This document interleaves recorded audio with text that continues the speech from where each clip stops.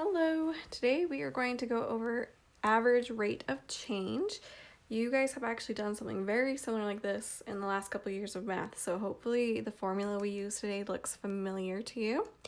But the average rate of change, just like its name suggests, is taking the average change in a function over a certain interval.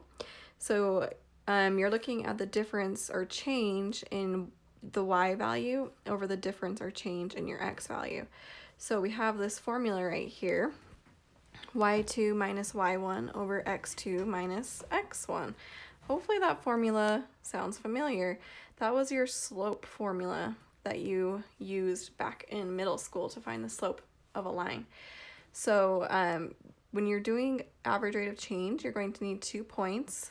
So you have your y2 and your y1 and your x2 and your x1. And we are just going to be putting those points into our formula to find the average rate of change.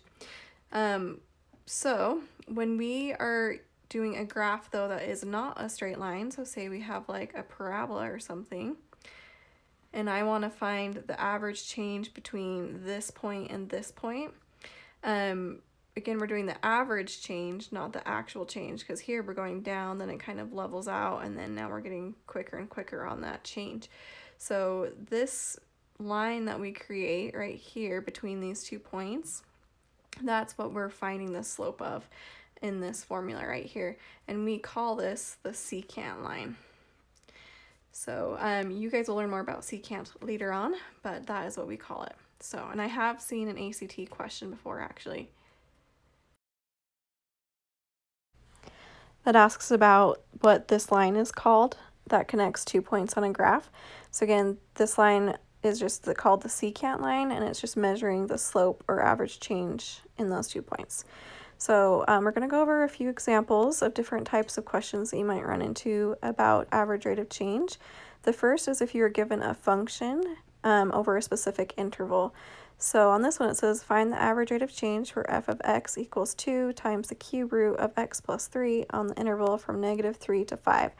And remember that intervals always use x values, so this would be our x1 and our x2. But for our equation, we need y1 and y2. So how do we get those? So in order to find your y1 and your y2, what you need to do is you're going to take your x values, -3 and 5, and we're going to plug them into our function. So here is step 1 where it says evaluate. That just is a fancy way of saying to plug in. So let's do x1 first. So let's plug -3 into our function to get y1. So f of -3, we'll get 2 times the cube root of -3 plus 3. So if we simplify that, -3 plus 3 is just 0, and the cube root of 0 is 0, and then 2 times 0 is 0. So we just get 0 back. So that's our y1. So that means we have a point where -3 is x1, and then 0 is y1. So that's going to be our first point, x1, y1. So now we need to get our second point by plugging in x2, which was 5. So f of 5, we will get 2 times the cube root of 5 plus 3. And then if we simplify that, 5 plus 3 is 8, and 8 is a perfect cube, so we can actually take the cube root of it. The cube root of 8 is 2. So we get 2 times 2, which is 4. So 4 is going to be our y2 value, which means our second point is at 5 for x and 4 for y. So x2 is 5 and y2 is 4. So now that we have both points, we can just plug them into our equation. So remember the equation is y2 minus y1 over x2 minus x1. So if we plug those in, our y's are always the second value in our ordered pair. So we'll get 4 and 0 for y2 and y1. And then for the x's, we'll have 5 and -3. So we have 5 minus a -3. So in the top, 4 minus 0 is just 4. And then the two negatives on the denominator will make a positive. So really we get 5 plus 3, which is 8. And then if you do have a fraction that reduces, you want to reduce it. So 4 over 8 is 1/2. So that is your slope or your average rate of change. So in a way, it's just saying that on average, that function is changing with a slope of 1/2 between that interval. So again, when you are given a function and an interval, first you're going to need to take those x values and plug them in to get the y values, and then once you have both of those, plug them into that equation. Now, the next type that we're going to look at is if you are given data in a table. So on this one it says, the table shows the total U.S. farm exports in billions of dollars for several years. Find the average amount per year from 1996 to 2000. So first we need to find the data for 96 and 2000. So here is for 1996, and then here is for 2000. So those are going to become your 2 points. So just write them as an ordered pair. So we have 1996, 60.4 for the first one, and then 2000, 51.6 for the second point. So that will be our x1 and our y1, and then x2 and y2. And now we just literally plug them into our equation. So again, the formula is y2 minus y1 over x2 minus x1. So plugging in the y values, for y2 we have 51.6, subtract y1, which is 60.4, and then divide it by x2, which is 2000, minus 1996.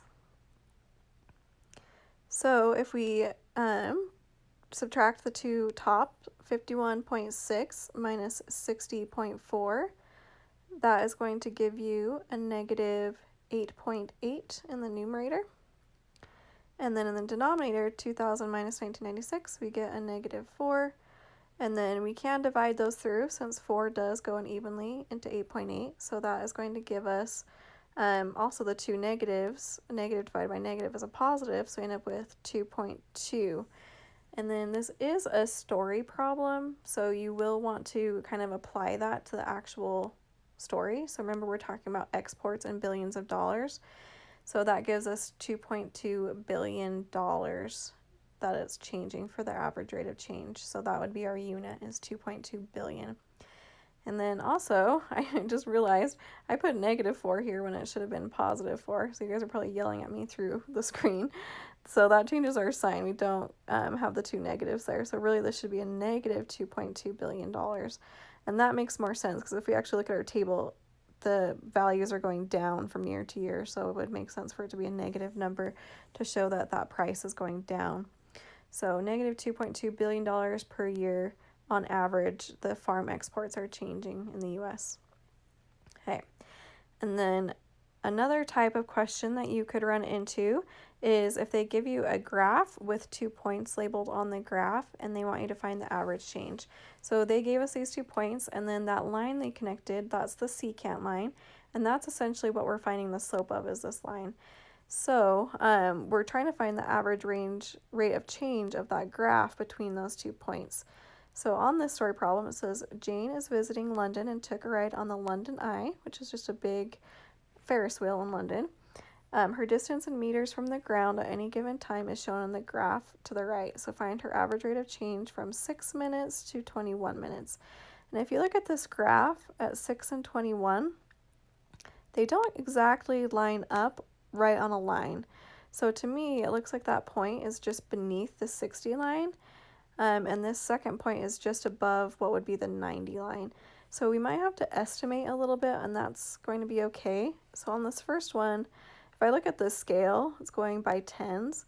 So I would say this first one is probably around 58. So I'm going to say that my first point is at 6, 58. And then if we look at the second one, it's just above the 90 line, so like 91 or 92 would be good. I'm going to go ahead and say 92. So I'm going to say this point is at 21, 92.